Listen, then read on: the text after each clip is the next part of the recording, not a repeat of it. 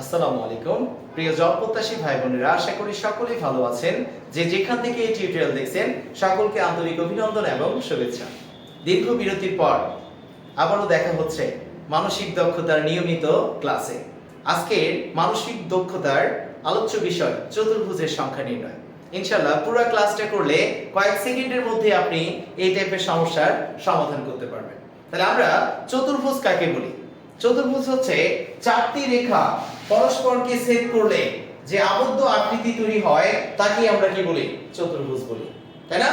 তাহলে চতুর্ভুজ তৈরি করার জন্য অবশ্যই চারটা রেখা পরস্পরকে ছেদ করতে হবে। যেখানে চারটি রেখা পরস্পরকে ছেদ করবে সেখানে আমরা একটা করে চতুর্ভুজ কাউন্ট করে ফেলবো। তাহলে এখন চতুর্ভুজ বের করার ক্ষেত্রে আমাদের তিনটা ধরনের প্রশ্ন করে। এক হচ্ছে বর্গ সংখ্যা নির্ণয় করো, এক হচ্ছে আয়ত সংখ্যা নির্ণয় করো, আর একটা চতুর্ভুজের সংখ্যা নির্ণয় করো। তাহলে আমরা বর্গ কাকে বলি? যে চতুর্ভুজের চারটা বাহু সমান এবং প্রত্যেকটা কোণ সমকোণ তাকে আমরা বলি বর্গ। আর যে চতুর্ভুজের বিপরীত বাহুগুলো সমান ও সমান্তরাল, প্রত্যেকটা কোণ সমকোণ তাকে আমরা বলি কি? আয়ত।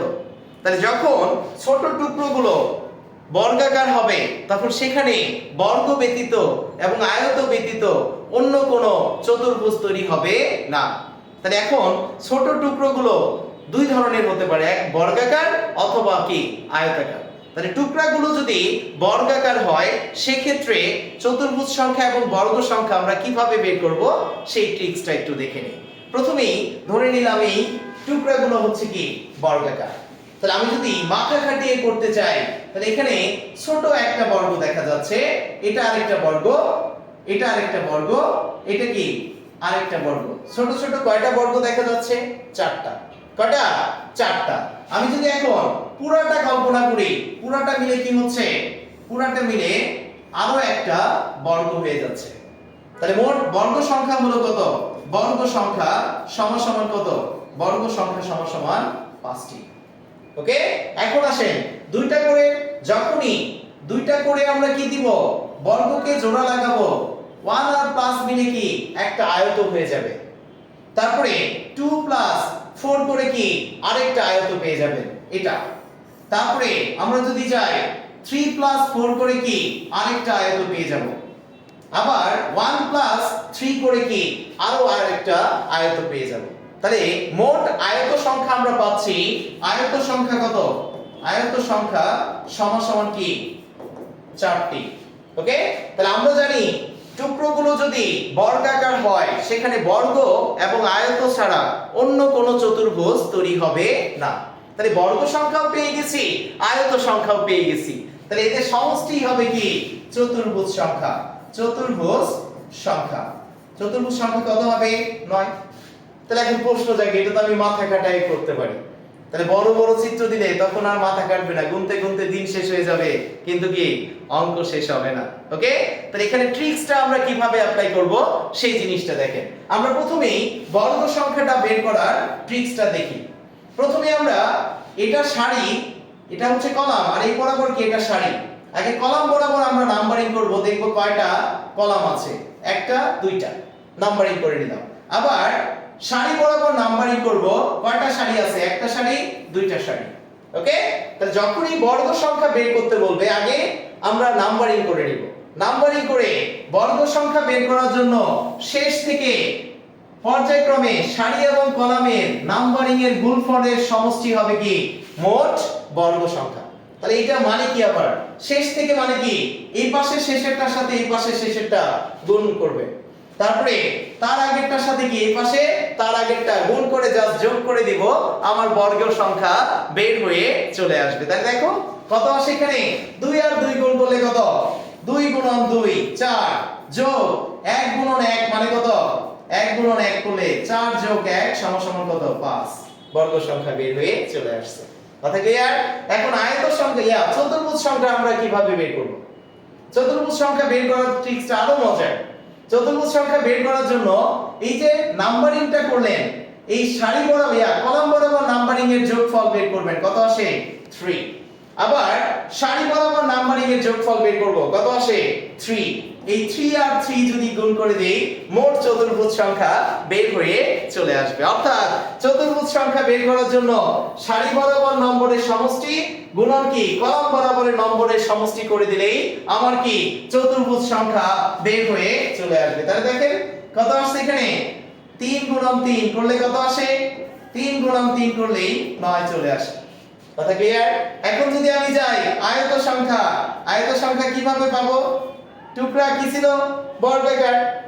তাহলে আমার বর্গ সংখ্যা জানা আছে, আয়ত সংখ্যা জানা আছে, আর জানা আছে কি এখানে বর্গ আর আয়ত ছাড়া অন্য কোনো চতুর্ভুজ তৈরি হবে না। তাহলে আমি যদি মোট চতুর্ভুজ সংখ্যা থেকে বর্গ সংখ্যাটাকে বাদ দিয়ে দেই কি সংখ্যা বের হয়ে আসবে?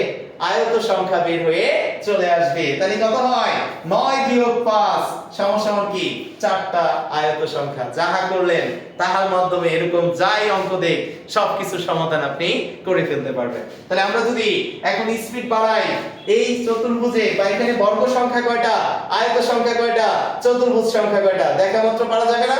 প্রথমে কি করবেন কলাম বরাবর নাম্বারিং করবেন, 3টা কলাম দেখা যাচ্ছে। সারি বরাবর নাম্বারিং করবেন 1 2 3। তাহলে বর্গ সংখ্যা কত হবে? বর্গ সংখ্যা কত? চতুর্ভুজ সংখ্যা কত বের করে ফেলেন তাড়াতাড়ি। চতুর্ভুজ সংখ্যা সমান প্রথমে কি এইগুলোর যোগ করব, যোগ করলে কত আসে 6। এই কলাম বরাবর যোগ করব কত আসে 6। তাহলে 6 গুণন 6 করলে কত आंसर আসবে 36।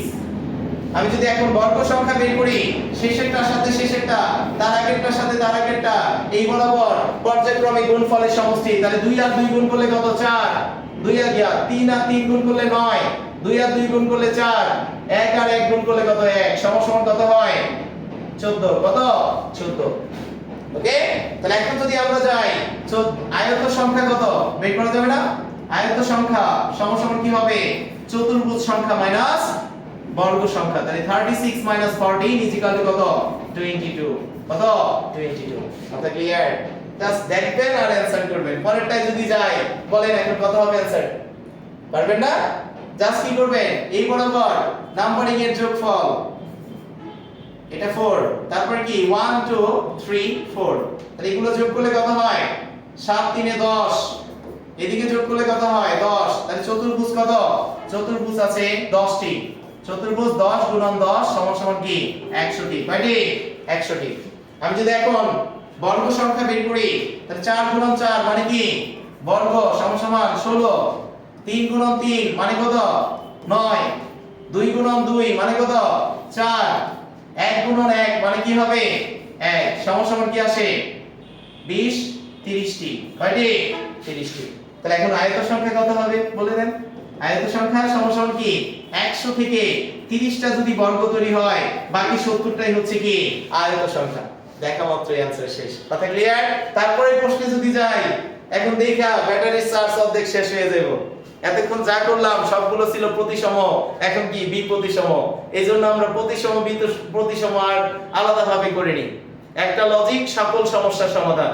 এখানে দেখেন এর আগের অঙ্কগুলো সারি আর কলাম বরাবর সমান সংখ্যা ছিল, এখন কি সমান নাই। দেখে ভয় পাওয়ার কিছু নেই, একই লজিক একটা লজিক দিয়ে সকল সমস্যার সমাধান হয়ে যাবে। তাহলে কি হবে আগের মতো করে নাম্বারিং করবেন 1 2 3 4 5 6। যোগ করলে কত হয় 10 21। কত আসে 21। আর এই বরাবর যোগ করলে কত 1 2 3, এই পাশে আসে 6। তাহলে চতুর্ভুজ সংখ্যা কত হবে আগের মতো গুণফল চতুর্ভুজ সমান 21 গুণন কত 6 সমান 126। কত 126। আমি যদি এখন বর্গ সংখ্যা বের করি বর্গ, তাহলে আমরা বর্গ সংখ্যা বের করার জন্য বলেছিলাম কি শেষ থেকে পর্যায়ক্রমে সংখ্যাগুলোর গুণফলের সমষ্টি। তাহলে কি করবেন এই পাশে শেষের সাথে এই পাশে শেষেরটা গুণ করবেন, তার আগেরটার সাথে এই পাশে তার আগেরটা, এই পাশ থেকে তার আগেরটার সাথে তার আগেরটা। আর এই দুইজন কি সিঙ্গেল, এদের কোনো কাজ নাই, এরা বাদ পড়ে যাবে। তাহলে কি হবে বর্গ সংখ্যা 3 গুণন 6 যোগ 2 গুণন 5 যোগ 1 গুণন কত 3 সমান কি আসে 18 যোগ 10 যোগ কত 3 সমান 31। কয়টি 31টি। তাহলে এখন আয়ত সংখ্যা কত বলে দেন? আয়ত সংখ্যা কত 126 থেকে আমি যদি 31টা বিয়োগ করে দেই অ্যানসার চলে আসবে কত 95। কত 95। তাহলে কি দেখা মাত্র পারা যাবে না?